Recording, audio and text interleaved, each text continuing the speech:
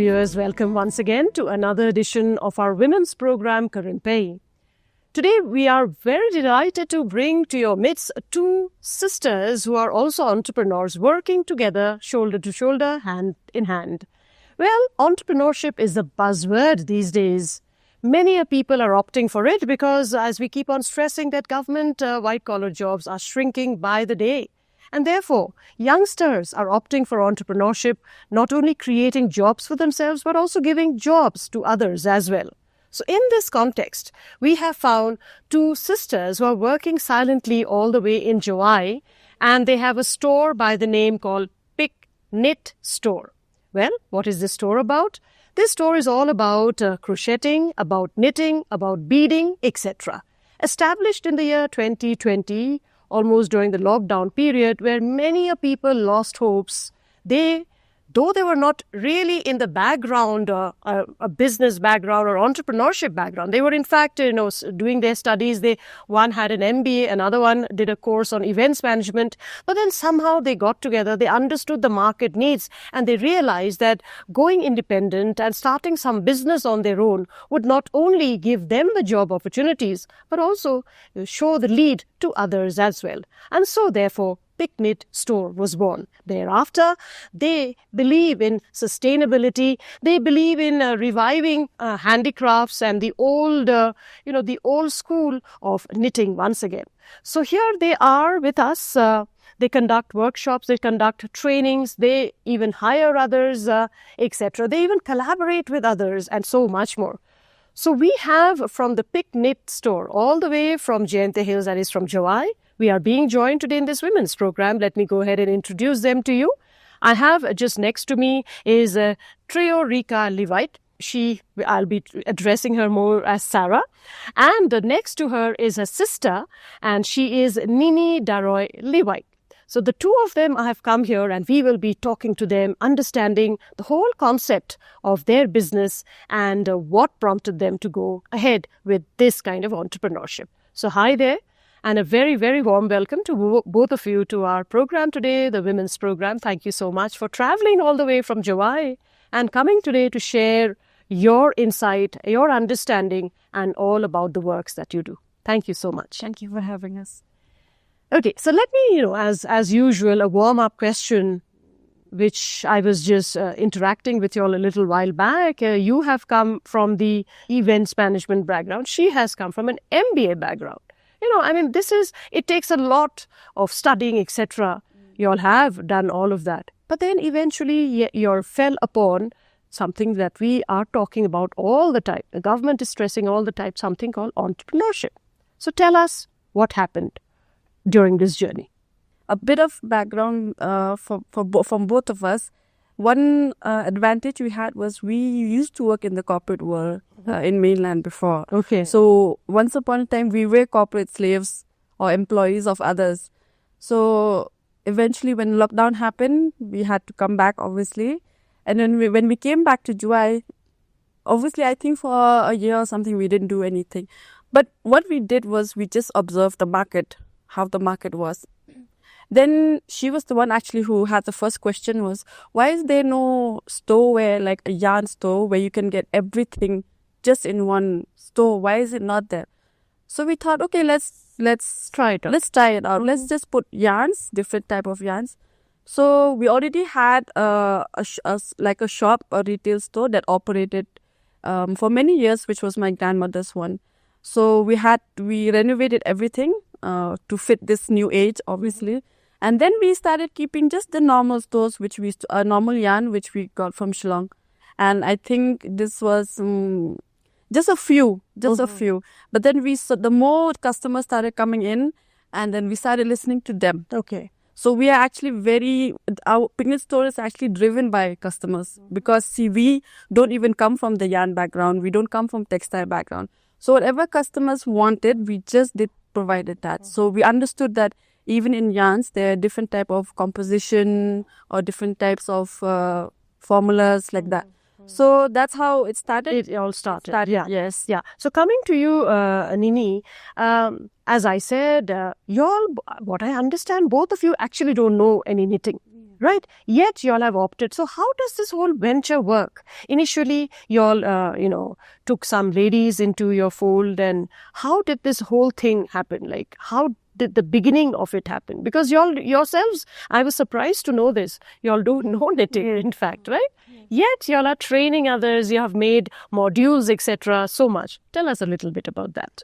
It all started from one of our, now she's a senior trainer. Okay. So she came to the store with one tote bag. Okay. Saying that she got as a customized order, but she couldn't sell it. I mean, like maybe her client didn't want it anymore, maybe because of the pricing and all.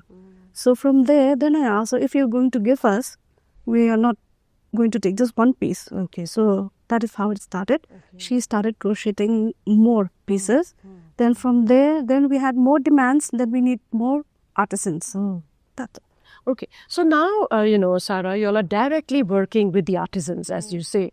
And so how did, more and more of them join? How did the word spread? So like that, so it started from one. One, exactly. So she referred us to another one. And I think it's just word of mouth, actually. But we also review the work. So once it started spreading, artisans just came to the store by themselves. We didn't have to look for them anymore. But there was one problem we saw was everybody who came, not the work was not of such good quality. Okay. So we could not market it under a picnic store. So what we did was we decided, let's do a training where we have our very good artisans. Let's say we have 2 good artisans. We'll tell these artisans how to train the students.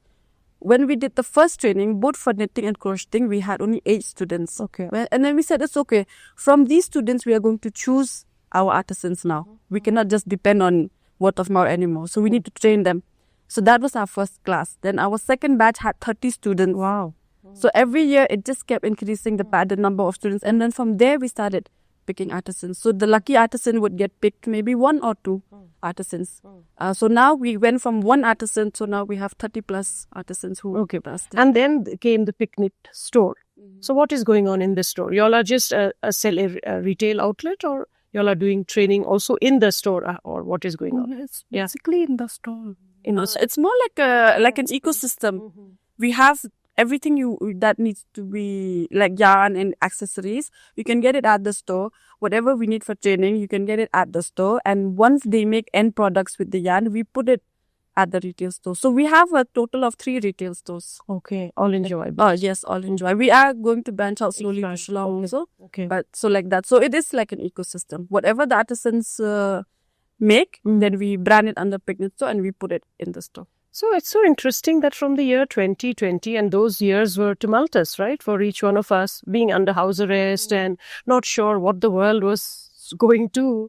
And yet today, by the mid 2025, you all are already expanded to 3 stores, and you all have so much more in the offering too. But are also into beading. Just before I go further ahead, tell us why beading now?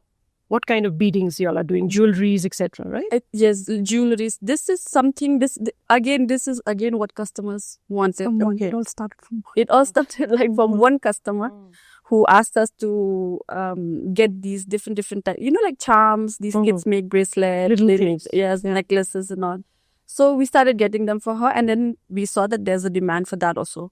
So whatever they wanted, we provided. So the beading, we understand, are normally like round beads.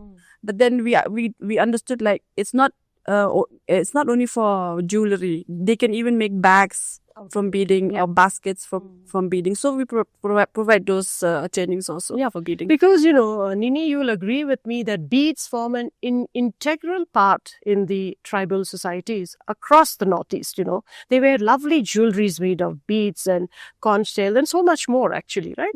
So incorporating this into your knitting and making bags, and it must be surely something very new and something that the customers, as you said, because you all are trending with the market. Yes. So this must have caught on.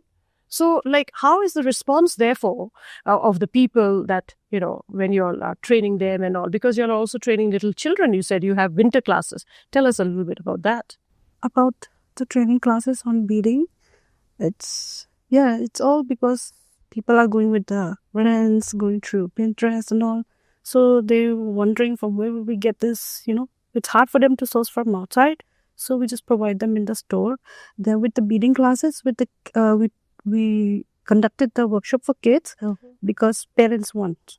They want us to do all the beadings and all because it's very it's a very exciting for do yourself and for parents and all, and also keeping kids out of the screen and all. Exactly. Yeah, that's a wonderful initiative, and that's so totally credible, I suppose, because screen time is so much these days with little children that it is almost a scary times ahead. It seems that they just can't move away from it. Well, let's talk about entrepreneurship. I mean, I put this question to both of you. This is the buzzword, right? Everybody's talking about entrepreneurship. But how much of entrepreneurship do you feel that our state has enough resources and, so many skills are there that can be tapped actually, and entrepreneurship can be a big time thing for a small state like Meghalaya? I think yes. I think there are a lot of potential entrepreneurs out there. But again, entrepreneurship comes with dedication and work and willing to do it in your name, right? It's not always easy. There are potentials, but then again, there is a different bunch who are still into that. We want a government job, or we want to just relying on the government job. But I think there is a big pool of entrepreneurs there if they are dedicated towards. So dedication is a buzzword. Hard work, persistence, sincerity. I mean, you can name all the adjectives and So, Nini, but then the youth of today, do they have enough of that? Because, they want quick success. Right? I mean, immediately after they pass out a graduate or any kind of degree, they want a job waiting for them. But entrepreneurship is not that. Entrepreneurship is to work yourself and do. So what are the challenges, therefore, when it comes to entrepreneurship also? Because surely it can't be a cakewalk for everybody, right? Yeah, it's definitely not a cakewalk in terms of entrepreneurship. We both of us, even if you see us now, we have 3 retail stores, but it's not like we have not failed. There are certain projects that we see that we have failed there. So it's not for everyone, but it's something that everyone must try. Okay. I think. So what does it take to become a good entrepreneur? I think having a vision. Okay. Where do you want to take this? If it's a service or a product, where do you want to take this? How big do you want to build it? Because when we talk entrepreneur, we don't do the work for us. We usually do the work for others, right? So we put others first, then us at the last. Yeah. So that means, you should have a vision, as you said. So there should be a roadmap also, and then you slowly inch towards that vision that you have visualized. Yes. So that means, one needs to have ideas. You can't just lift somebody and put them in a place and say, okay, now you do entrepreneurship. So do you think that should begin right from early childhood, really? Like parents should push their children towards thinking beyond the job or beyond, doctors, engineers and all that? What role can parents play also towards it, you feel? In mothers especially, towards pushing their children in that line of thought? I think definitely parents should push their kids at a certain age, not at such a young age, also at a certain age, to try to look at entrepreneurship as an option. But then again, it depends on the family background also. Okay. If the family's background, like kids, if their background, and if they already have a lot of entrepreneurs in their family, it's easier for kids to be like, this is the choice. Okay. But if their background, it's mostly government employees, or it's very difficult for them to sway from that because they've never seen it. Exactly. So for us, why we are lucky that our whole family, most of them are entrepreneurs. So we saw that there is success there. So we never sway into that. But I think that's the difference. Even for parents who work in government jobs, they themselves have not seen entrepreneurship. So it's hard for them to teach it to their own kids. But I think they can implement it maybe in schools. School is the only way where they can start early by teaching kids about some crafts, some etc., right? Push them more towards it. Nini, I come to you again. You all are doing these some modules and all that, right? Tell us a little bit about those modules that you all are framing so that you can give the training. What are those all about? The modules actually from now we get the modules from our senior trainers. Okay. We have now 3 senior trainers. So like every like for beginners, there'll be like a proper module step by step, week by week. Like suppose like the first week they'll teach you the basic stitches, depending on like who signed up for what. For intermediate it'll be different, for advanced it'll be different. So all the modules will be provided by our senior trainers only. Okay. And, you all are also talking, because what I understand is that one of your mission is to promote traditional handcrafting skill. And you all are also talking about empowering women and the youth and sustainability, right? Because knitting is something, I mean, when I was a child, I think we would wear more hand-knitted sweaters or, cardigans, etc. But nowadays, everybody is going for easy, synthetic material. So why are you talking about sustainability? Why is sustainability so important, you feel? In terms of why sustainability is important, again, this lies with entrepreneurship again, because when the craft that the trainers have taught to a student, and these students come from very, very far places. Okay. They're not even from the town. They are some places where we don't even know where these places are, and there's like a population of like 100 people. So imagine if we teach this one student and she goes back to her village of 100, she can cater to 100 people by knitting. So that's where how we create sustainability from the training aspect. But we also have one of our mission is to make these natural fibers, how we want to make them more affordable. Right. Affordable, because right now natural fibers is extremely expensive. So right now we are in the R&D process of researching how we can make it more affordable. So that's where we want to include natural fiber also. And right now, Nini, from where you're sourcing all your raw materials from? Raw materials for the yarns we source from Ludhiana, from the manufacturers. And then for our accessories, we source from Rajasthan. That's also one of our manufacturer. And the beads we source from Dehradun. So that must be adding up to the cost also, isn't it? All the way, transportation and, the charges, etc., which is making the end product also expensive, right? So therefore, you're saying about natural fibers and all that. But then how do you plan to go about it? Because, this is something very, very niche and something nobody has done so far. So what is your vision for that? So luckily we, since we got with Prime, we have a mentor now who is in the textile industry, because we don't come from that. So every week or every once or twice a week, we have a mentorship, like an online class with her. So she's the one who's guiding us as to how we can do this. So like I said, it is in R&D. Yes, it is in research stage right now. So we have to figure out how we can make it affordable with the mentor, of course. You all are having physical stores, right? Yes. But today the buzzword is also digital. Are you all thinking in the future to go digital way so that you can reach many more people? You can go digital even with your modules, right? I mean, online trainings, etc. Have you all also thought about it is it? No, we have. We do sell online also. We don't just sell only at the retail.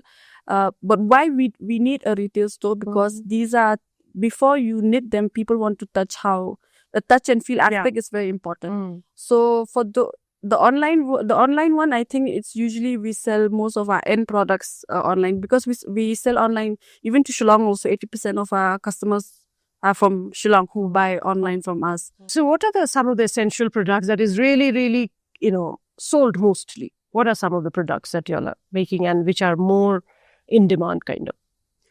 The most selling product would be the baby suits, knitted. Okay. The knitted ones. As I've said, because knitting, once upon a time, it was like, many people are into crocheting. So, but we want to revive knitting. So that's the most baby suits, in baby sets. Baby sets or anything, in knitting. Throughout the year. In crocheting and beading. In crocheting, I think mostly bags. Luxury bags they get sold, because they call it luxury now. Because we have different type of bags also. Actually, we have the tote bags, which are like for the normal college girls carrying bags, and then we have a different luxury. We call them luxury bags because we have only one artisan who does it. We do. And what is so special about it? It's special because it doesn't look like it's made by hand. Yes. It does it because all the buckles, everything is made by hand. But she our artisan, she is actually so good that it just doesn't look that nobody believes that it's made by hand. Yes. That's why we call them lucky. Yes. So, and she's the only one who's all you at there. Yeah, you're lucky to have her, I should say. Yes, I Right? think so. And she has trained others also in that way. So in the luxury bags, we have not opened training yet, Okay. because again we want to keep that As a trade secret. I understand. But then there's also belief or a misbelief or wrong information. I'm not too sure that handicrafts, handworks are expensive. Yes. Expensive they are, and so not affordable by all. That's why people usually go for these, with artificial whatever. Like an original painting is so much more expensive than a cover and a printed one. Similar is this case. But so therefore, what should be the mindset change that people should have, you feel, regarding handicrafts and I think it's a niche crowd. Not everyone buys. Not everyone believes in handicraft also, but that crowd that believes in handicraft, even if it's just maybe 30-40%, they understand the work that goes behind it. So they don't mind the price that they're paying for it. And for those who have never been so they won't understand. So they eventually won't purchase it. They will go with the fast forward. But do you think that this is an area that will grow with due course of time? I think so, yes, definitely. Because that crowd is not going anywhere. And it's more like a community, right? The knitting and crocheting, there are studies behind it that it helps with anxiety, it helps with your wellness. So there are studies behind it. So that's why now more and more people, in the training classes that we have students who are like 50. We have students who are 16. Okay. So there's really no age group. Yeah. There's no the age barrier really to take up entrepreneurship, right? Yes. And so we are almost winding up. So, Nini, like, how would you like to encourage the ladies, the women who are sometimes homebound, housewives, have a lot of time at the end of the day? Can they also take it up and, become a little bit, self-empowered and financially independent also, you feel? They can take up such skills and earn for themselves a little bit. Yes, definitely, yes. So what would be your words of wisdom for them? I think especially for someone like us, because we come from Juwai, I think in Shillong there are a handful of women entrepreneurs who are building ecosystems, who are doing really well. But for us in Juwai, there are women entrepreneurs, but these are very, not basic, but they are very, society look at it as like, of course a woman's supposed to do that, like suppose like baking, of course a woman's supposed to, or like sitting in shop, of course a woman is supposed to do that. So I want to encourage women, especially women of gender, to think bigger than that, to build ecosystems, to think management, not to think just to, if it's enough for me, it's enough for me, but let's think for other women also, how we can empower them also. That is such a significant point that you have think, because, the gender divide that we have, it is also in the mind, right? Yes. And we women are so much slaughtered that, oh, she's a housewife, let her do housework, right? And so we are slaughtered in all these kind of stereotypes, stereotypical belief system we have, the mindset. That needs to change. It's time to let go.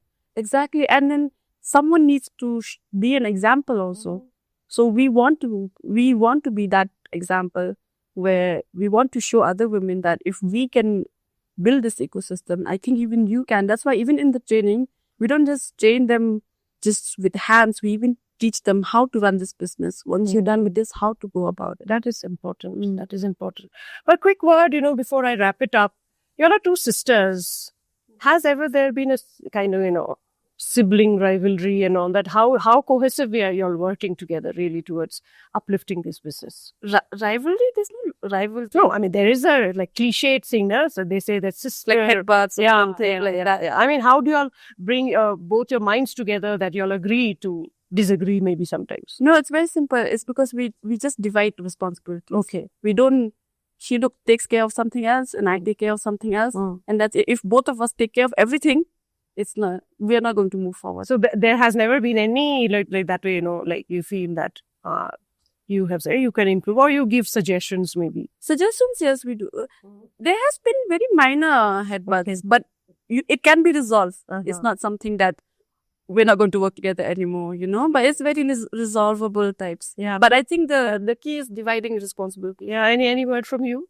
Have you all really had arguments that, oh, come on, let me do it? No, it's not been like that? No. Okay. So why I asked you, because there are so many ladies who are also sisters, and together they can also actually come together and build something new, just the way the two of you are doing wonderfully, right? It's a pleasure. It was lovely to have the two of you speaking about your trade, about your work that you do, the Picnic Store. May it continue to expand. May you continue to explore newer avenues and empower ladies, and also empower yourselves in the near future. Thank you so much for your time, Treyorika and Ninnidaroi, for coming to the studios of Doordarshan, because you all are trendsetters, and I'm sure by listening to you all, both of you all today, there are other ladies and girls who will feel the zeal also to start something anew. Thank you so much for your time with us. Thank you. Thank you.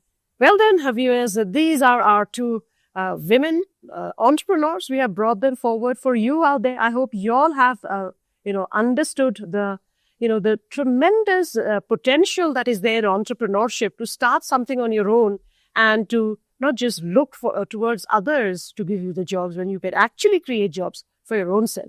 Do join us next time and again, when we will be back with another set of entrepreneurs and people who are there in the field doing great for themselves as well as for others as well.